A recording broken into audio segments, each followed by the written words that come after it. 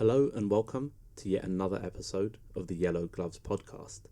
Today we're going to be talking all things Cage Warriors 162, a card that delivered 10 finishes and 13 fights, a no contest via multiple dick kicks. We had 3 knockout of the year contenders, 2 brilliant submissions. If you like violence in MMA, this card is for you. And I guess we should start where we always do, right at the top with the main event, Simone Patrizi versus Dumitru Girlean. So for those unaware, Simone Patrizi versus Dumitru Girlean is actually a rematch. These two fought each other back in 2021 for an Italian promotion called The Golden Cage. Girlean actually won that fight via first round head kick KO. At that point it was a 2-0 Patrizi versus a 3-0 Dumitru Girlean, and they met again last night with Patrizi 6-1, Girlean 6-2. This is a massive Italian MMA rematch. It might not mean a lot outside of Italy, but definitely like a massive fight at lightweight. And I'm glad that this got the headliner. It's always tough when like there's not a title on the line, or what are the implications of this? Girlean's coming off a loss to Leon Hill, for example, and Patrizi's not fought that long in the Yellow Gloves. Like what's actually the purpose of this fight? And clearly it's to create a contender at 155 and to create one who is Italian, so that in future Cage Warriors can put title matches on these cards as they have been doing recently. But I just think this is excellent matchmaking, because yes, the first fight wasn't that long ago, right? It's only been 2 years, but these two have developed and evolved so much that it definitely warrants seeing them again. They've both gone on some great streaks. They've had some incredible finishes. I mean, Patrizi, people forget, earlier in May against Emil Shaferi, losing both rounds handily, produces an insane comeback knockout win in the third round. And how could we forget Dumitru Girlean's insane knockout over Adam Cullen earlier in the year as well? So definitely a lot of fun that these two can produce in a cage, and we got to see them again. And I'm not gonna lie, it was one-way traffic for most of the fight. I didn't really have like a pick for this. I had a feeling, or I felt that Patrizi might be able to get one back and tie up this rivalry. But what happened was we got a very gun-shy Patrizi. It makes sense. You're standing across the cage from a guy who 2 years ago kicked you in the head and knocked you out and gave you your first ever loss. You've not lost since, and now this guy's opposite you in a cage again. There's a lot of pressure there when you're standing opposite a guy who's the only person to ever defeat you. And I found that Patrizi was a little bit gun-shy up until like halfway through the second round.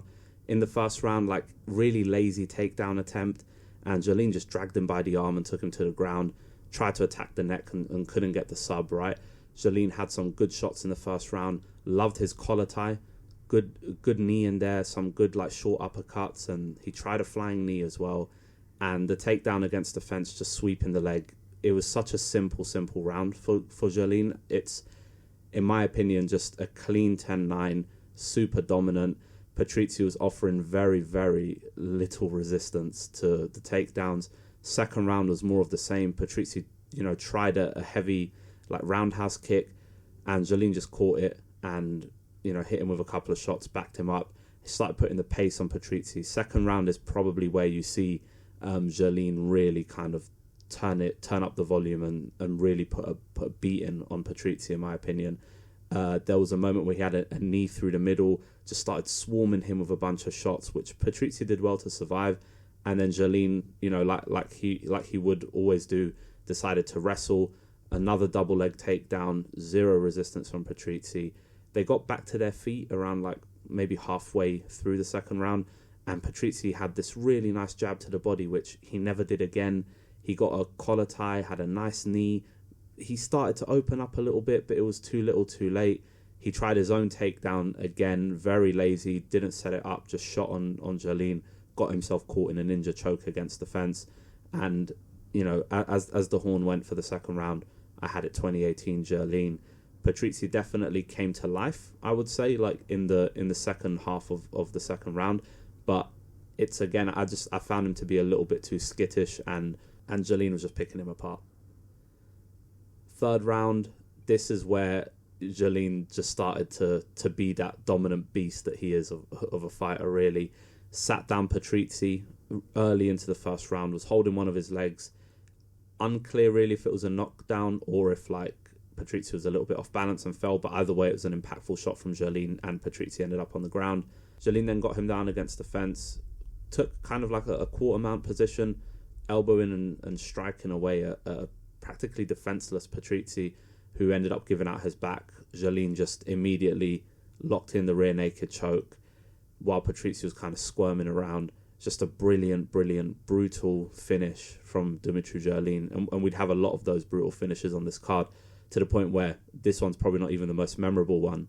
But I found that Girlean's performance was just brilliant. Finishes Simone Patrizi again. No knockout this time, just a straight-up domination followed by a third-round rear naked choke. That's 2 wins for Girlean in the yellow gloves in 2023. I think this guy's a player at 155. It's crazy to think that, that the loss to Leon Hill kind of derailed that a little bit, but it goes to show you the absolute shark tank that is 155 pounds, because think about it, like, this man beat Adam Cullen, lost to Leon Hill then fought Yaryan Davis, who beat Leon Hill. It's just insane, the amount of depth at 155 and how much these guys can get at each other. And it makes sense why you'd have a rematch like this after 2 years, because I wouldn't be surprised if 2 years down the line we saw Cullen and Girlean again, or maybe even Leon Hill versus Girlean. 155 for Cage Warriors is an absolute premium division, and it is that for most MMA promotions, but at 155 you've really got this shark tank of talent. Love what they're doing in Rome, kind of building up some other talent, being able to put on these excellent cards, bleeding through these prospects. Patrizi, no doubt in my mind, will be back. He's a really good fighter. Has a tendency of coasting in fights, or maybe only switching on when he knows that he needs to kind of push and get that win, like he did against Emil Shaferi, and he certainly tried against Girlean. But Girlean's a really smart and a really powerful fighter. Has a similar, like, he's like a lightweight Marvin Vettori, and not in that they're both Italian, but the way that they fight, like pressure heavy, happy to grapple, happy to wrestle, will get you up against the fence and rough you up. Not technically brilliant, not anything that kind of screams out at you, this guy's exceptional at this one thing, but just a really good all-round mixed martial artist and a really good all-round MMA fighter.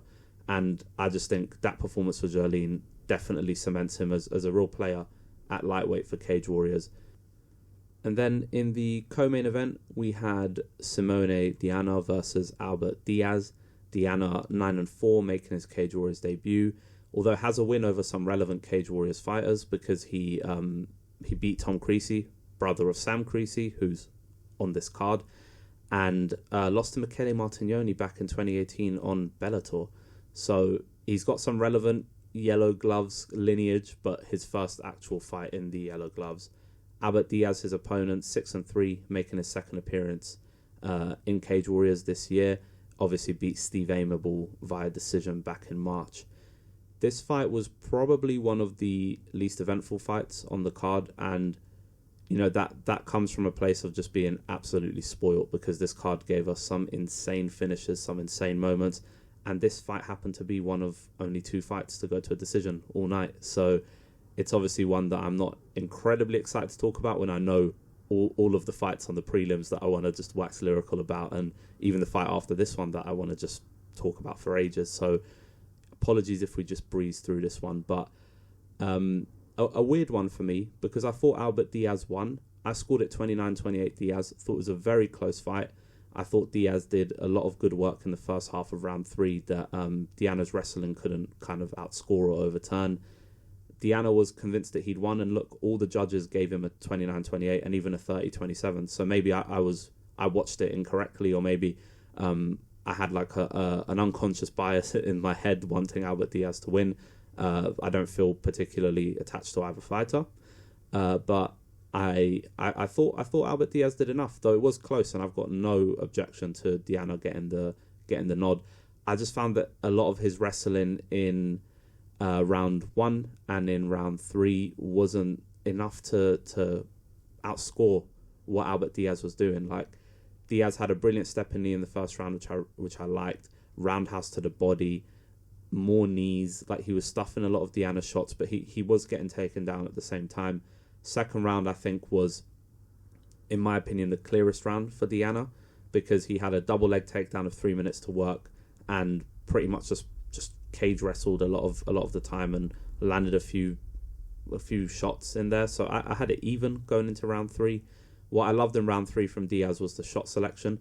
Had a lovely tomahawk elbow on Diana, faked the low kick, landed right to the head, roundhouse to the body shortly after. He's mixing up the shots really well. But Diana took him down with 2.5 minutes to go and practically kept him there for the rest of the fight.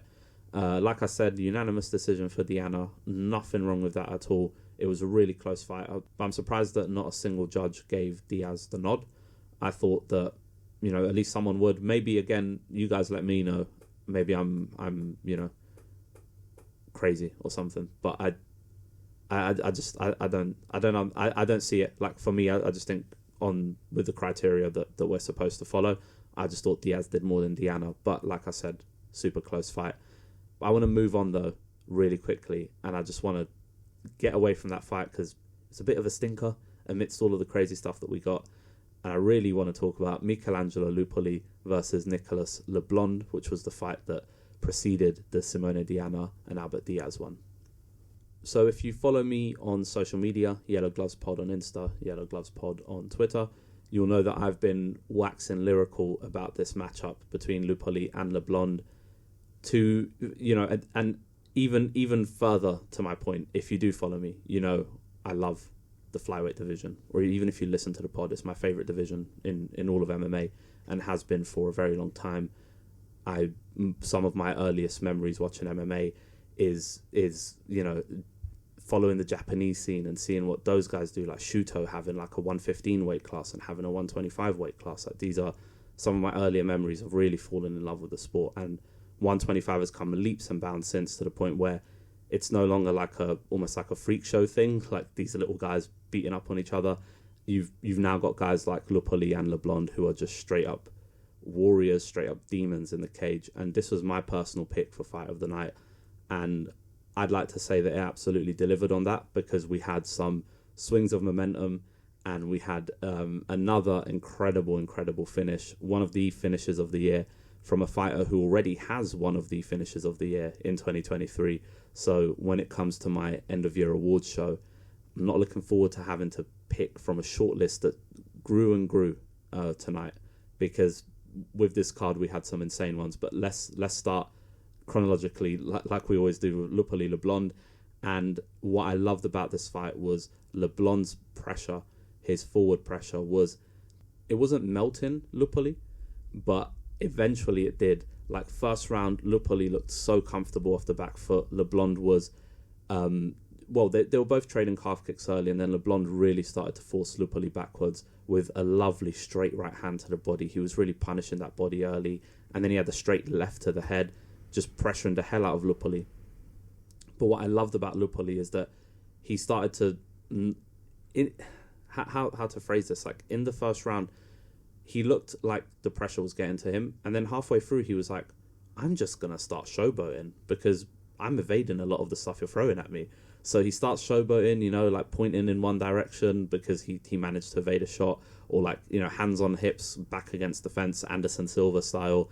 And it looked like that confidence was really kind of helping him, because, halfway through the round, he evades a real like powerful strike from Leblond. Leblond just falls into a clinch against the fence, and Lupoli hits him with the most beautiful Haragoshi that you'll see. Powerful, thumping thing, just a great trip takedown. And again, I feel like that boosted his confidence, because just as the round's close to ending, Lupoli does a bunch of like matrixy type movement and immediately just throws the craziest head kick on Leblond and knocks him down, right? Leblond immediately pops right back up, smiling, shaking his finger. That wasn't a knockdown. It was definitely a knockdown. It was just a cracking round, just to see Leblond pressing, seeing Lupoli figure it out and realise that he's quick enough and he's evasive enough to at least punish Leblond when Leblond overcommits.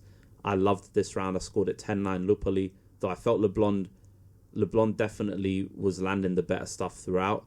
That momentum shifter from Lupoli, and the fact that he was still landing off the back foot, and of course, like I said, the knockdown it was enough for me. There wasn't a crazy amount of damage between the two guys, and I felt like that one really stole it for Lupoli.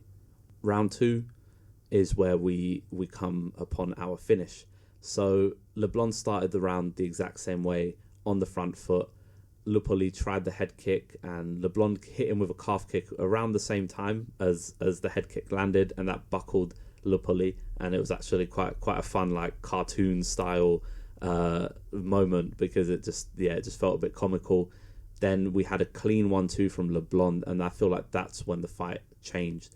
There was a 1-2 from Leblond that clocked Lupoli hard. Lupoli kind of buckled backwards and fell against the cage. He tried another head kick, and actually he threw another one shortly after, always putting a right hand behind the head kick, which I love to see. Typically you throw it differently, like you throw the hand first and the kick behind it, but I like that he was throwing the kick and then the hand. I think it was a way of diversifying his shot selection, and it was giving Leblond some trouble. Lupoli was on the back foot the whole fight, but I didn't stop him from landing. And then just when you think this fight is really ramping up, this is amazing, Leblond's putting on the pressure, Lupoli's fighting back, and it's all great and dandy. Leblond throws a 1-2 and just drops Lupoli. And look, Lupoli recovered really quickly, got back on his knees, started to work his way up, and just as he's about to get back to his feet, Leblond catches him with the nastiest short uppercut that you will see, and just absolutely deaded Lupoli against the fence. He lifted him. Like, if you go back and watch it, like, that uppercut lifted Lupoli off the air. Like, the dude had just gotten back to his feet and back down he went. I'm glad that there wasn't a follow-up shot from Leblond, because Lupoli looked practically, like his body had gone cold against the fence. And yeah, Nicolas Leblond continues to be a scary, scary motherfucker. Like, his submission win over Ryan Curtis back in April, the Bulldog choke, one of the best finishes of the year. And this one as well, just for how brutal it looked and just how violent it was, it's definitely right up there as well. I'm gonna stick my head out there and say that, a lot of people would look at Leblond's record 9-4 and they turn their nose up at it, or they wouldn't think much of it. In my opinion, Leblond will contend for Cage Warriors Gold one day. If he keeps fighting the way he does, give him another year and a half, and I really think he could be there. The guy's got 9 wins as a pro, 7 finishes at flyweight, by the way, and he's not just submitting people. Like, this dude is putting hands on people and knocking them out as well. It's just, I was just so taken aback by his performance. Relentless pressure, fantastic shot selection, just an incredibly fun 125er. And props to Lupoli, because he is too. I know he's now on back-to-back losses, because he did lose to Sam Creasy back in May, but no shame in losing to Leblond and to Creasy, of course. But Leblond, man, this guy he's a problem, because fighting the way he does with that pressure is insane, especially when he's not even trying to put volume on you. He's trying to knock you out with one punch, and then he can also wrestle. He can also take you down, put you in a bulldog choke, put you in something. This guy always wants to finish fights. I think Cage Warriors have a diamond in the rough here. He's immediately becoming one of my favourite fighters in the promotion. Cannot wait to see this man back in action again at 125 pounds. I doubt we'll see him again this year, but 2024, I think it could be the year of Leblond. Alright, so we then had Leon Aliou versus Alan Carlos.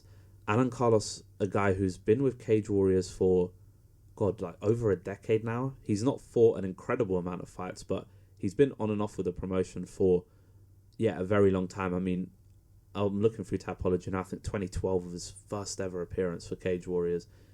And last time we saw him, lost to Matt Bonner very convincingly. And he's been 5 years without a win, which sounds bad, but he's only had 2 fights between his last win and then obviously this fight here against Leon Aliou. So it's not an incredibly big thing. Aliou as well, coming off a loss this time to Darren Stewart back in May, although Aliou probably more known to people as a guy who appeared on Dana White's Contender Series and obviously lost, but just getting on there is probably usually a sign that you're doing something right as a fighter.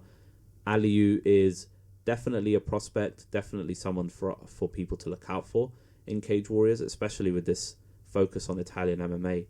But this fight was a weird one, really, because Aliu put a beating on Alan Carlos, which I wasn't surprised by.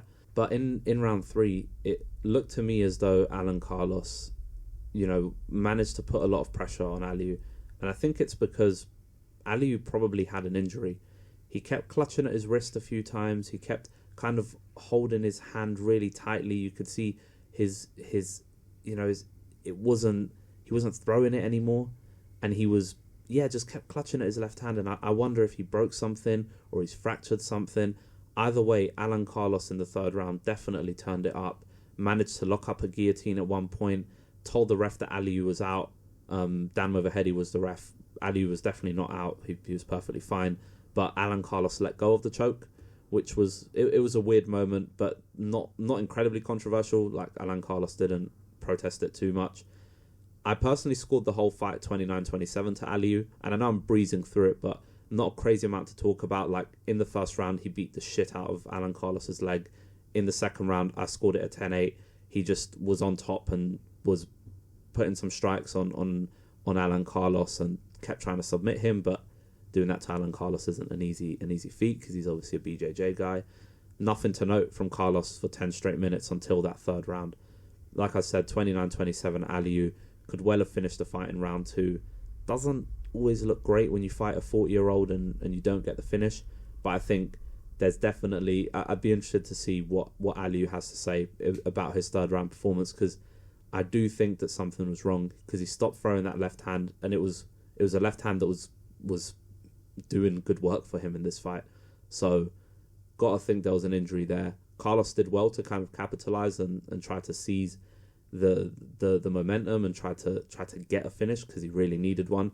But I scored at 29-27. One of the judges saw it the same way. All of the other 2 judges saw it 30-27 to Aliu. So just an interesting fight. I would have loved to have seen Aliu get the finish, but like I said, there's probably some extenuating circumstance there or a reason why he couldn't in round 3. Again, not a fight that I'd recommend people go back and watch, because we had a lot more fun fights on this card, especially on the prelims. But as we move on now to the main card opener, which was Luka Iovine versus Andrei Tishchenko. Iovine back in Cage Warriors after 4 years in other promotions. Tishchenko obviously coming off a comfortable decision win over Yoga Proboa back in May. Obviously, Proboa part of the MMA Fight Academy. This fight was annoying because it was really good outside of 3 dick kicks to poor Luka Iovine, who, he really took one to the old crown jewels. Tishchenko looked good early, like really comfortable striking up the middle, which is hilarious because the striking up the middle is what got him 3 low blows, really. I don't ever feel like any of them were intentional, but I feel like had the ref taken a point after the 2nd infringement, it might have dissuaded Tishchenko from throwing strikes through the middle, because by the time the 3rd one came and he went low again in round 2, Iovine got all 5 minutes. Every time he not every time, he stayed on the ground for about 4 minutes, and then when he got up and you saw him kind of stretch his upper body and immediately clutch at his stomach, you just knew this guy, there's no chance he's going to be able to fight. They were clear shots to the groin. Really kind of felt for Iovine because he was a trooper, man. Like, he got up after the 1st one, got up after the 2nd, but when you take 3 strikes there to that area in the space of 5 minutes, eventually enough is enough. Like I said, though, I think Tishchenko did well in round 1. What annoyed me about this fight, though, was that at the end of round 1, Iovine managed to take Tishchenko down and get his back late in the round. So it looked to me like he had almost sussed like a path to victory for himself. And 3 low blows, fight gets called off. It was judged a no contest, which I think is fine because it wasn't intentional from Tishchenko. But feel a bit for Iovine, because you've got to think that he could have probably done something in this fight. He immediately started grappling in round 2, and it would have been a good test for Tishchenko. Hopefully a fight that they can throw again on another Rome card. I'd like to see Tashenko fight sooner than that because there isn't one scheduled. I want to see Tashenko again more than I want to see Yovine again. But if they want to throw the two together in a rematch, I think that would be the smartest thing to do because there was enough interesting things here and good enough matchmaking to warrant seeing this fight once more. But I'm super, super excited to hop off this main card and chat to you all about the prelims because the prelims delivered two of the nastiest knockouts of the year. The main card gave us one, the prelims gave us so much more.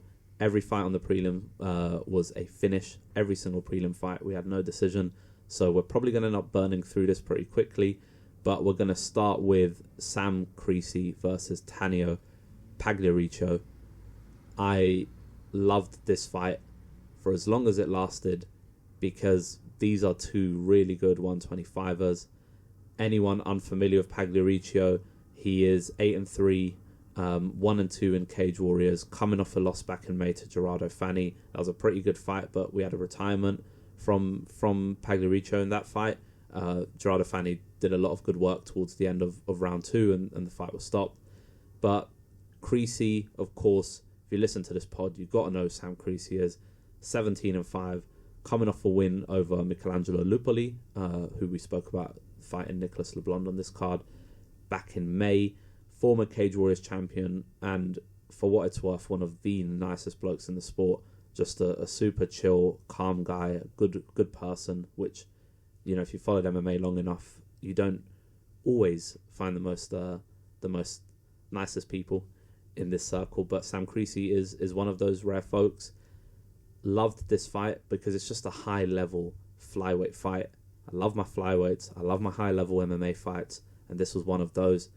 Pagliarico took the role of the aggressor early, which I wasn't surprised by. Creasy's always happy to fight on the outside and offers no real resistance to someone assuming the role of pressure fighter.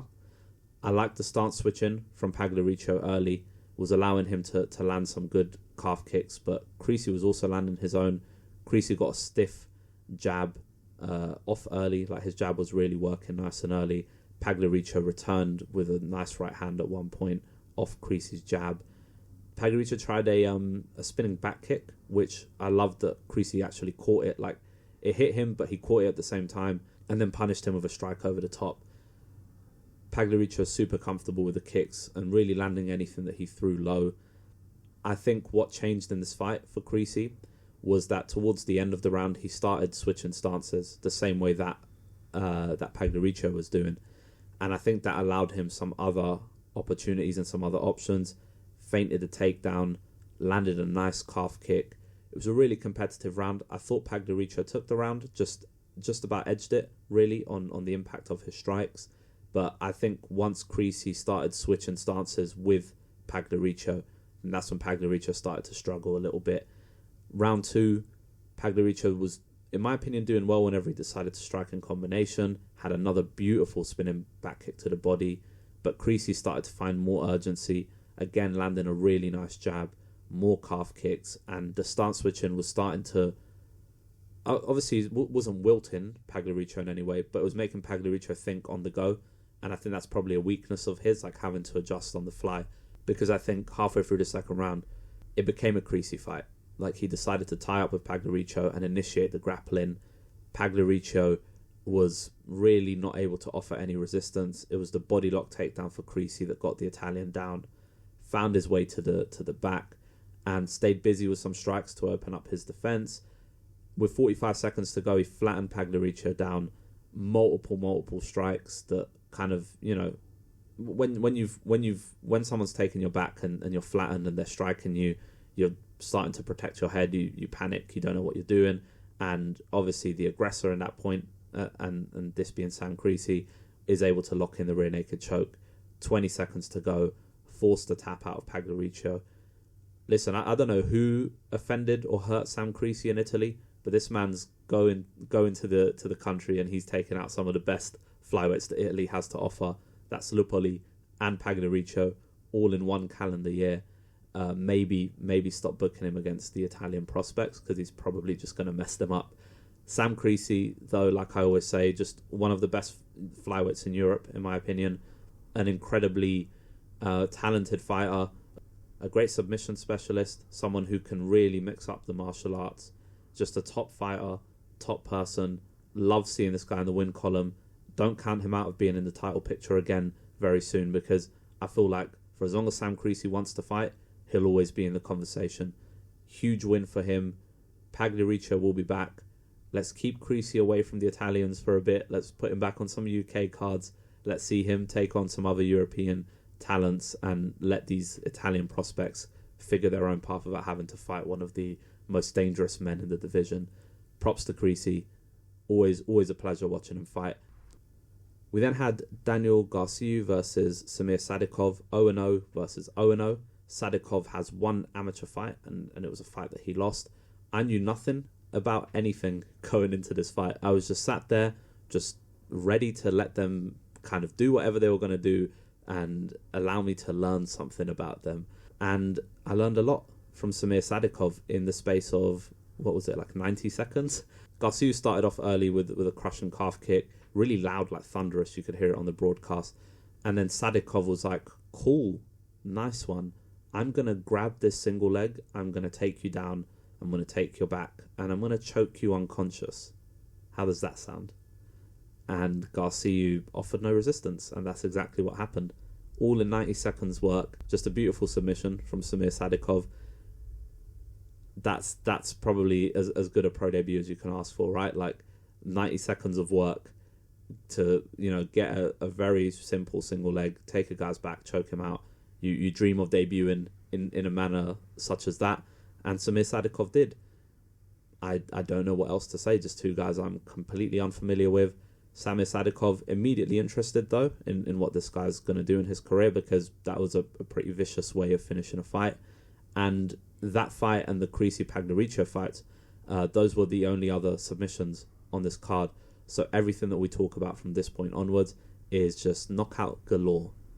So that starts with the next fight, which is Giuseppe Mastrogiacomo versus Valentino Riva, 3-0 versus 3-1. Riva being the fighter who's 3-1, though if you look at his topology, it says it's 3-0. But Brad Wharton said in the broadcast he's 3-1, and I trust what Brad Wharton says. So I'm gonna go with you, Brad, over topology. Please don't let me down.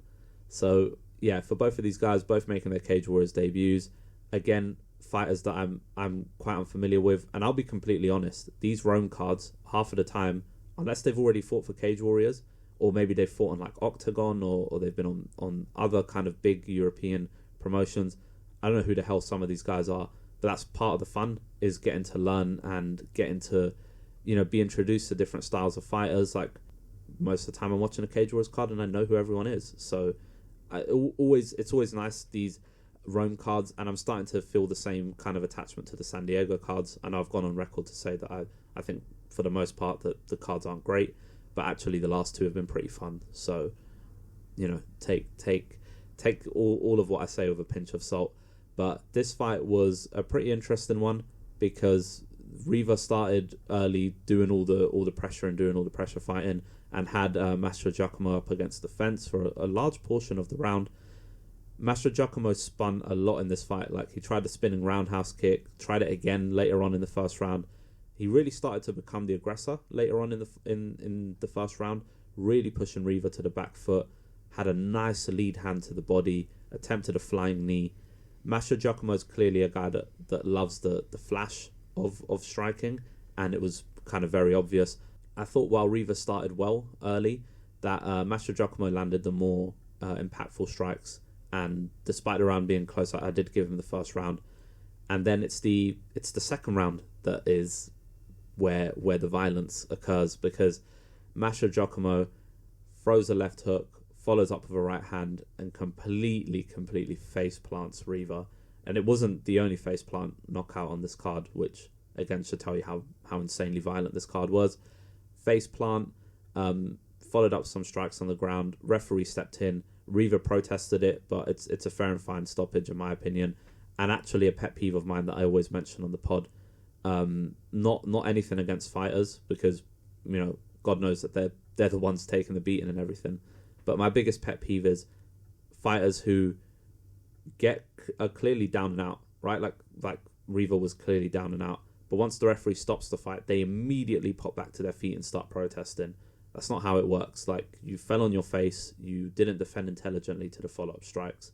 Now that the guy's off you, you're on your feet protesting. It's just, I know it's part of the ego and part of the mentality of a fighter, right? And if I was in there, I'd probably do the same thing. Like, no one wants to act like you just got knocked out. Like, you want to be like, no, I'm fine. What are you on about? But I thought it was a really good stoppage. Mastro Giacomo now 4-0, so a prospect really worth keeping our eyes on here. And Valentino Riva, will we see him again? Maybe not. But Mastro Giacomo is a guy that I'm quite interested in seeing kind of how his career plays out. So I'm sure we'll see him again on another Rome card. We then had Emanuele Tetti versus Alessio Barbara.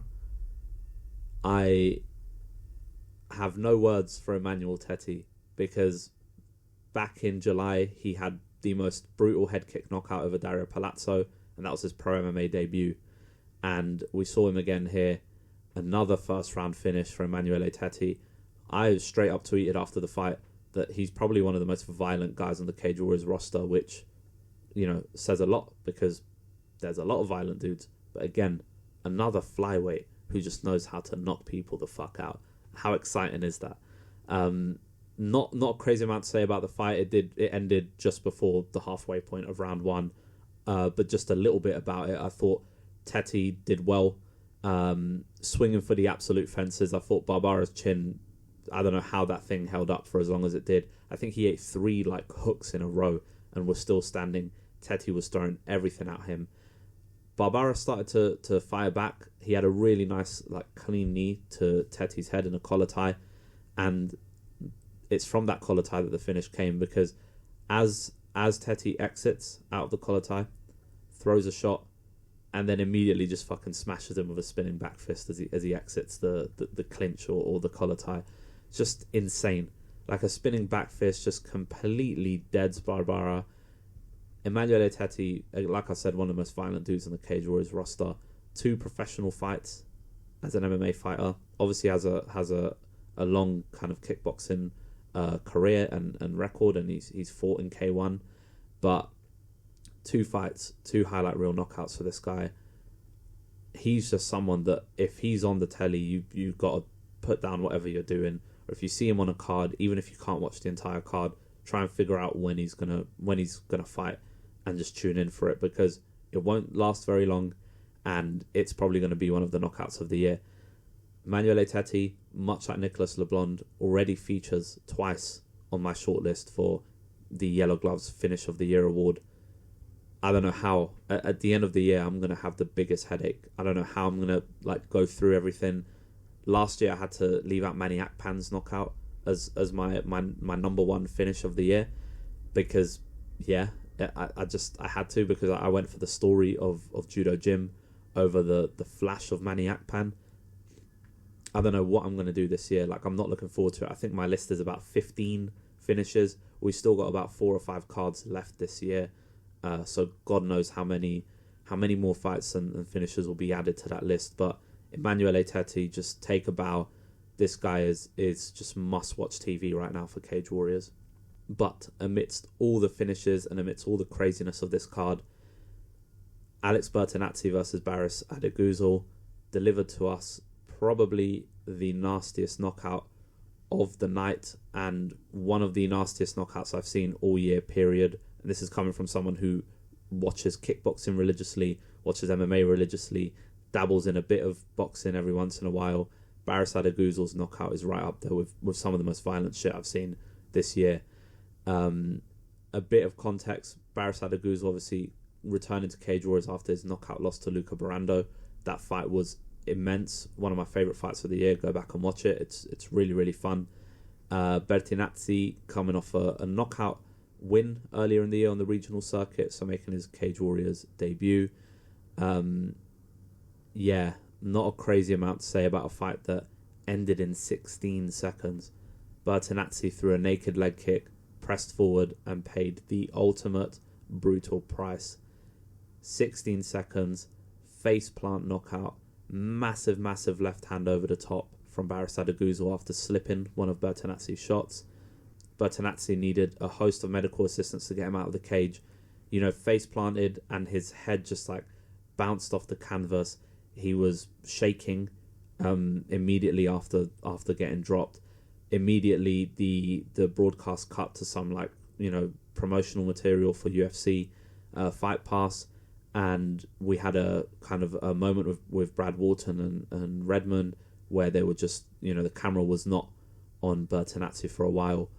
I'm happy to say and pleased to say that after a few minutes, Bertonazzi did get up and, showed some wherewithal, went over to Adiguzel, hugged him, and, didn't need an immense amount of assistance leaving the cage. They did have the stretcher out, but he didn't have to be stretchered in the end. We always celebrate knockout wins in the sport. And, I'm here to tell you that Adiguzel's got one of the best knockouts of the year. But when you see stuff like that, it reminds you, it's a really kind of sobering reminder of how brutal the sport can be, and how much people risk just to go in there. 16 seconds of Bertonazzi's night, and the guy almost ended up being stretchered out of the cage, and we don't know what ramifications that knockout will have on his health. So, hoping he's fine post knockout. Baris Adiguzel, immediately someone that I need to watch this guy fight more and more for Cage Warriors, because it's 2 appearances now. Though he lost his first, I thought he was excellent in that fight until he got knocked out by Luca Barando. And 2 of the Frenchmen on this card, in Adiguzel and Leblond, producing some of the most violent knockouts of the night. So Cage Warriors, maybe do a card in France.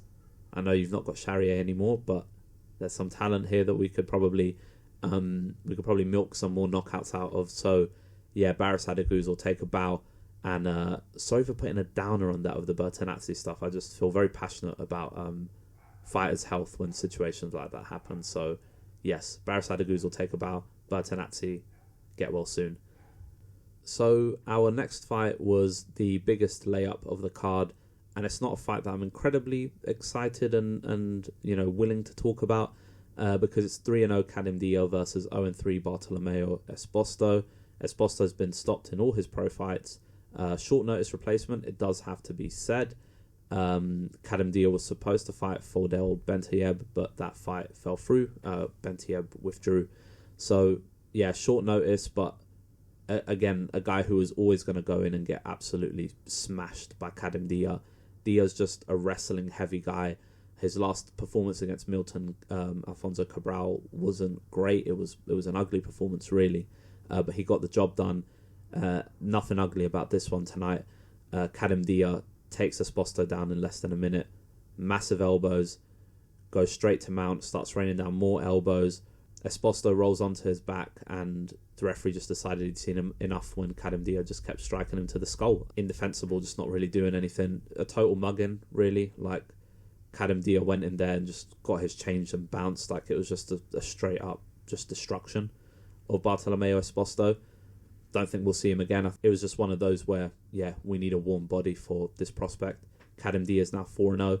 I really hope his next fight is against a more competitive opponent, someone who's willing to give him a fight, and someone who can offer some resistance to the takedowns, because I'd be interested to see how he looks on the feet, because the Cabral fight was a bit odd.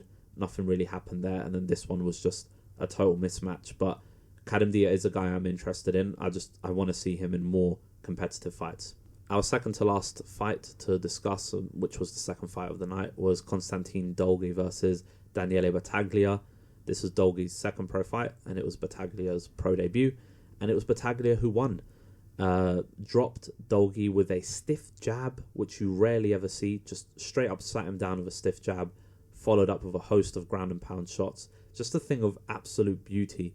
To do that on your pro debut, to sit a man down with a jab, that's very, very impressive. I thought Battaglia won the first round as well. This finish was in the second round. First round, I thought he won anyways. Landed the more damaging strikes, I thought. Scored it 10-9 to him, though it was kind of close. But that dropping a man with a jab is always a nice kind of accolade to have on your record. And impressive from Daniele Battaglia in his pro debut. I'm sure we'll definitely see him on another Rome card. But impressive finish there. And then we had Matteo Martignoni, brother of Michele Martignoni, former Cage Warriors bantamweight champion, against Alessandro Lupieri, a guy who was 0-2 as a pro and hadn't fought in 3 years. So this, another kind of layup, I guess, another fight to build up this talent in Matteo Martignoni. This is his first ever Cage Warriors appearance, and I'd been following all the Italian MMA guys on Twitter, and they've been saying, look, this guy is the real deal, this guy's the real deal. And I watched his first fight, which didn't last very long, found it on YouTube, and it wasn't too different to what we saw here. The guy is insanely violent, insanely fast at 145 pounds. Just love that he goes to the body. His first action in round 1 was to land a clean jab to the body, and then the most impactful action that ended the fight in round 2 was a straight right hand to the body that froze Lupieri, and then the follow-up shots were enough to get the finish. This is what I'm saying. Go to the body, always. Go to the body, you're going to have maximum success in MMA, because we still, as a sport from a technical perspective, people still don't really know how to counter when guys go to the body. Martignoni was just excellent in that first round. Very, very active. Had Lupieri, down in the first round towards the end of it. Just an absolute hellacious raining of strikes towards the end of the round. Referee almost stopped it a couple of times, didn't do so, and second round, like I mentioned, straight right hand to the body, froze Lupieri, and the follow-up shots just ended it. I'm immediately invested in Matteo Martignoni's career. The guy's got real killer instinct. That's a cracking Cage Warriors debut. I'm sure they're going to chuck him on every single Rome card that they do, and I'm sure that the next time he fights, they'll probably have him and Michele fight on the same card. I think that would be a great moment for the two brothers. And he started. It was one of those ones where the way that this card started, based off Matteo Martignoni's work, really set the tone for the whole night. An incredible night of fights. What I will say is, not a card that had an obscene amount of high level fights, in the sense that, well, not high level but high stakes fights is more what I mean. There wasn't any this guy wins, he's going to get a title shot, or this is a title match. It was very much kind of building up prospects and then having a grudge match at the top to kind of hold everything together. I think for what that's worth, and for the sheer amount of violence on this card, it will go down as one of the best cards that Cage Warriors have thrown in 2023. These Rome cards never miss. They've got the matchmaking down to a T.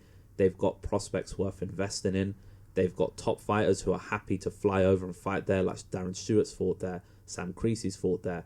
The list goes on, like Dominic Wooding fought there when he fought Martignoni. The list just goes on. People are happy to go out there and fight. And in the Italian prospects, they're bleeding through right now, like Matteo Martignoni, who we spoke about just now, Emanuele Tetti, Giuseppe Mastrogiacomo, even Simone Patrizi, Pagani. You've got all of these insane Italian fighters, all just ready to just appear on these cards. This was another banger from Cage Warriors. Cage Warriors 162. At the end of the year, when I do my end of year awards, I always do card of the year. It will probably be topped by, Newcastle coming up, for example. That's got 3 title fights on it.